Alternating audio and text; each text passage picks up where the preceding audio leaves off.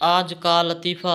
शादी की तकरीब में दुल्हन का पहला मंगेतर भी बड़ा सच धज के आया हुआ था। एक साहब ने पूछा, क्या दूल्हा आप हैं? जी नहीं, मैं तो सेमीफाइनल में वो नॉक आउट हो गया था। मरीज, मेरे दोनों कान बंद हो गए हैं, कुछ सुनाई नहीं देता। डॉक्टर, तुम्हारी उम्र कितनी है? मरीज, जी मेरी उम्र 90 साल है।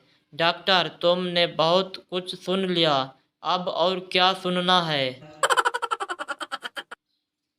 जज चोर से, तुम 15वें बार अदालत में आए हो, इसलिए तुम पर 50,000 रुपये जुर्माना अदा किया जाता है। चोर हाथ बांध कर, हजूर बाकायदा आने वाले ग्राहक के साथ कुछ तो रियायत होनी चाहिए। एक दोस्त दूसरे से, यार बात सुन, मस्जिद से 2 जोड़ा चप्पल और लोटा फिर गायब है।